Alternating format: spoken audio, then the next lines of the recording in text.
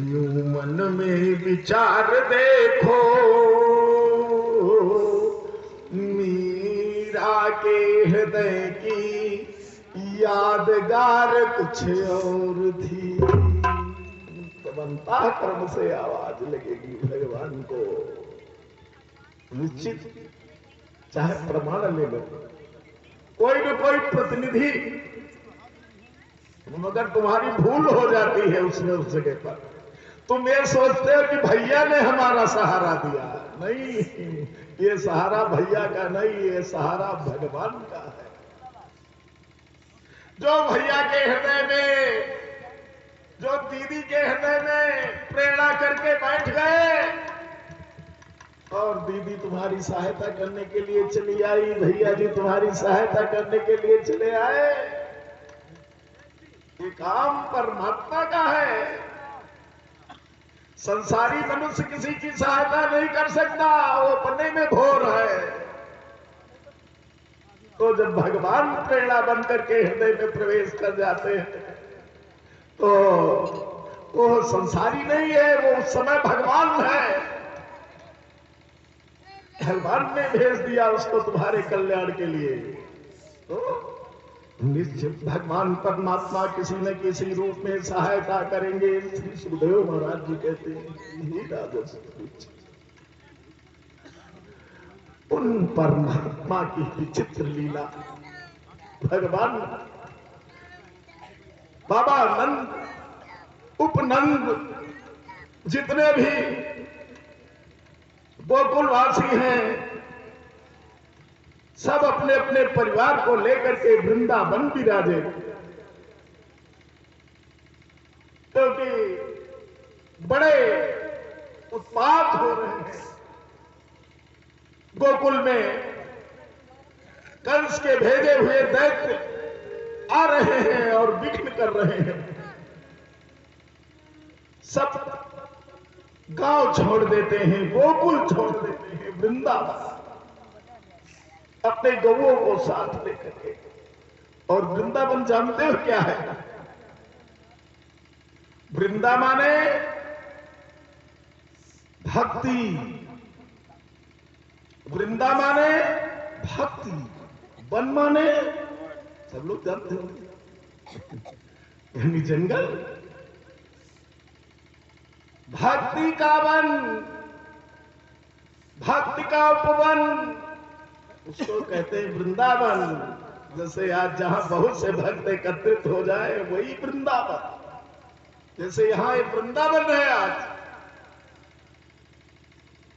और अब इस वृंदावन में कौन विराजते हैं?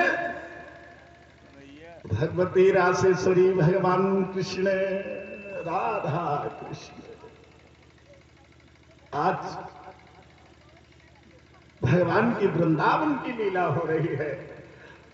वृंदावन में ए भैया ऐसा प्रेम, ऐसा प्रेम, सबसे ऊंची प्रेम सगाई, सबसे ऊंची प्रेम सगाई, सबसे ऊंची प्रेम सगाई, सबसे ऊंची प्रेम सगाई, सबसे ऊंची प्रेम सगाई।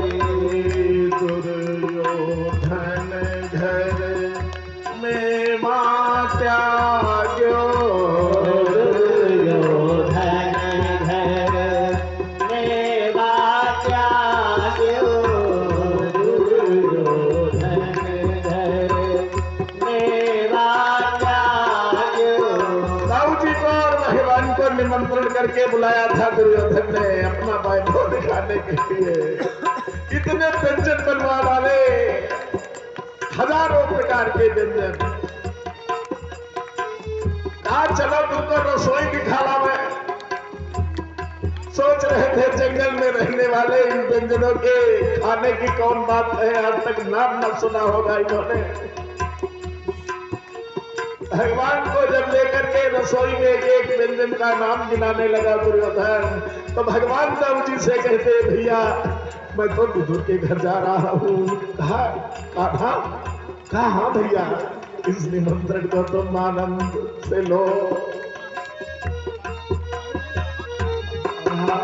चले सबसे ऊंची प्रेम सगाई, सबसे ऊंची प्रेम सगाई, सबसे ऊंची दुर्योधन घर में माता जो, दुर्योधन घर में माता जो, दुर्योधन घर में माता जो, दुर्योधन घर में राजा जो, सागर विदुर घर खाई, सागर विदुर घर खाई,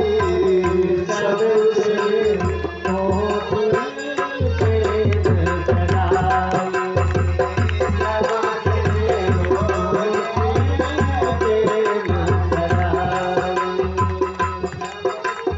विदुर जी के घर पहुंच गए, दरवाजा खटखटाया, अंदर विदुरानी थी। कहा कौन?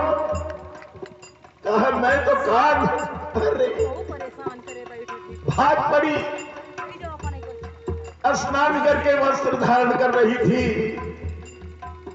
आधे वस्त्र को धारण किया था, आधे को नहीं धारण किया था, ठंडे परंतु अब सरकार दरवाजे के होश ही नहीं रहा, हमारे प्रेम के भागी ने दरवाजा खोल दिया।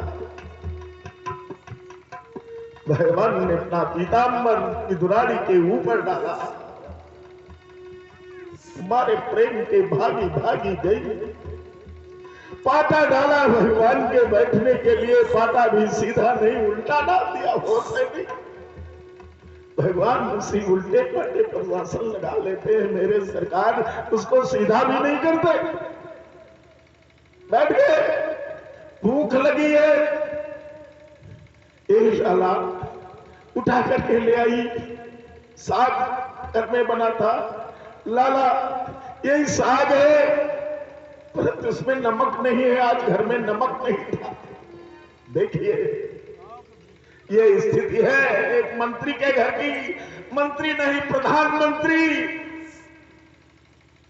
विदुर जी प्रधानमंत्री है इस भारत देश के। घर में आज पगार से नमक लाने का धन नहीं था, आज नमक नहीं है घर में, तो कहा बिना नमक के ही चलेगा,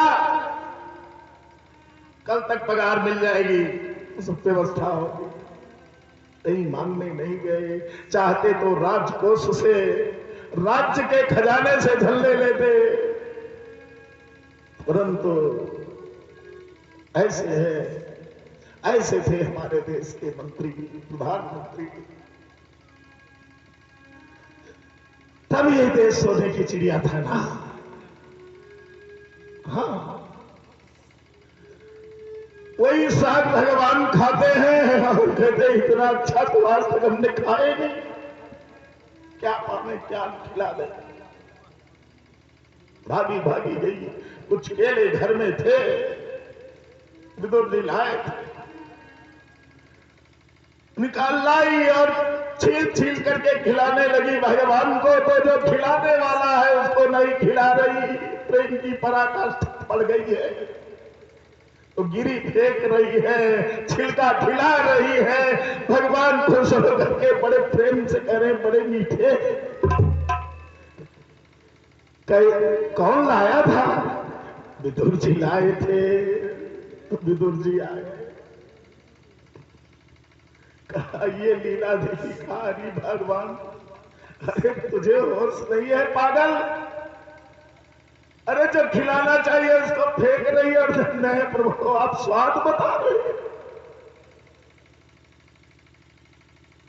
प्रेम देखिए, किसी की भेंट मत देखिएगा कभी, कि कोई तुम्हारे पुत्री के विवाह में तुम्हारे पुत्र के विवाह में, तुम्हारे पुत्र के बर्थडे में या किसी भी तुम्हारे यहां कोई मंगल कार्य हो, उसमें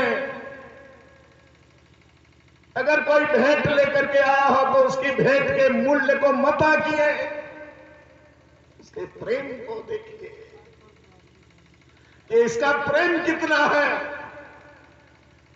ये किस हृदय से लेकर के आया है, वो देखिए। उसकी जरूरत है, उसके मूल्य की नहीं जरूरत है। कि राजा का जन्मदिन था, उसको बहुत से राजाओं ने, बहुत से मंत्रियों ने, दरबारियों ने, सभासदों ने बड़े बहुमूल्य बहुमूल्य भेंट दिए।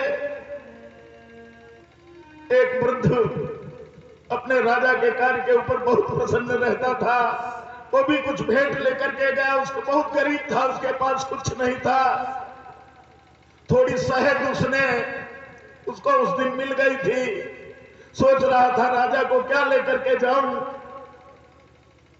थोड़ी शहद मिल गई जंगल में, वही एक मटकी में रख करके लेकर के चला गया। मारे डर के मारे एक कोने में खड़ा था, हिम्मत नहीं पड़ रही थी राजा के पास जाने में। उस दरबार में दरबारियों के पास राजा की दृष्टि पड़ गई। राजा ने कहा बाबा को बुलाओ। अपने मंत्रियों से बाबा को बुलाया, अपने पास बुलाया राजा ने। कहा राजन, आज आपका जन्मदिन है, मैं कुछ दे तो नहीं सकता, जीवन भर आपसे हमने लिया ही है, परंतु। कहा बाबा क्या है, क्या लाए हो? कहा हमारे पास कुछ नहीं था राजन, ये थोड़ी शहद मिल गई, आपके लिए लेकर के आया हूं। राजा ने तुरंत मटकी खोल डाली और अपनी 2 उंगलियां डाल करके पहले राजा ने उस बाबा के मुंह में रखी। कहा बाबा मुंह खोलो, उसको खिलाया। उसके बाद फिर वही उंगली से हम चाटने लगा। कहा बहुत सुंदर है बाबा। अरे ऐसी भेंट तो आज तक किसी ने दी नहीं। मत देखो, उसके प्रेम को देखो। हाँ, सत्संग करते हो तो उस सत्संग को अपने जीवन में उतारो।